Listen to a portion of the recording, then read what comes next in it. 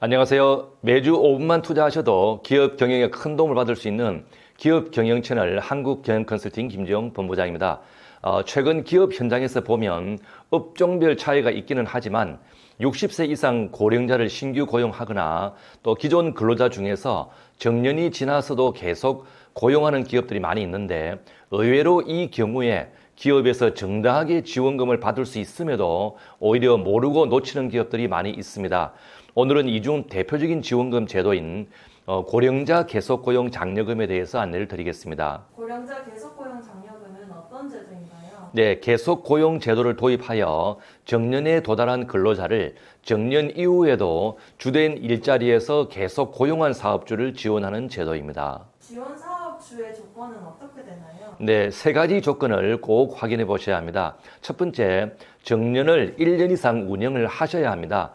많은 기업에서 정년이 법으로 60세로 정해져 있는 것으로 오해하고 계신 대표님들이 의외로 많습니다. 정년은 고령자 연령차별 금지 및 고령자 고용 촉진에 관한 법률 제19조에 의해서 사업주가 근로자의 정년을 60세 이상으로 정할 수 있게 되어 있고 그 미만으로 정해도 60세로 본다고 규정하고 있을 뿐입니다.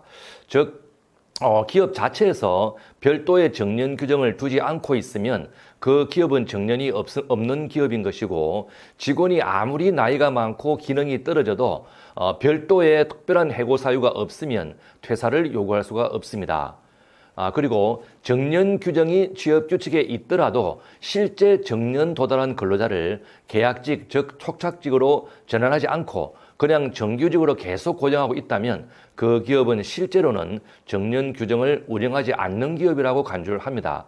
그리고 두 번째, 취업 규칙 등에 계속 고용 제도를 도입하셔야 합니다. 계속 고용 제도는 정년을 그대로 두고 재고용하는 경우, 그리고 정년을 연장하는 경우, 그리고 정년을 폐지하는 경우 등 세 가지인데 현장에서는 정년을 그냥 두고 재고용하는 경우가 가장 많고 다음으로 정년을 연장하는 경우가 가끔 있습니다. 그리고 계속 고용 제도의 내용은 근로자가 희망하면 1년 이상은 재고용한다는 문구가 들어가므로 어떻게 보면 1년 정년을 연장하는 것과 비슷한 의미가 됩니다. 물론 정년 퇴직 전에 재직 기간 중 고의나 중과실에 의한 징계를 2회 이상 받은 경우 그리고 형사사건으로 기소된 경력이 있어 이로 인해 당해 업무의 수행이나 회사의 이미지, 명예, 위계질서나 분위기 등을 저해하는 경우 신체나 정신적인 건강상의 문제로 당해 업무 수행이 어렵거나 다른 근로자와의 업무 수행이 곤란한 경우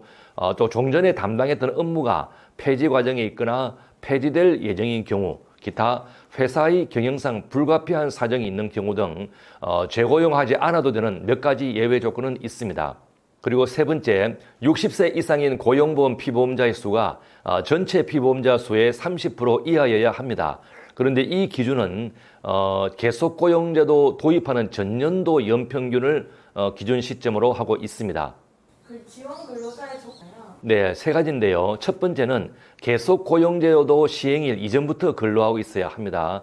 두 번째는 계속고용제도 시행일부터 5년 이내 종전의 정년에 도달해야 합니다. 그리고 세 번째, 해당 사업장에서 정년 도달일 직전의 근로기간이 2년 이상이어야 합니다. 그런데 이 부분은 2024년 1월 1일 이후에 계속고용제도를 도입한 경우부터 적용이 됩니다.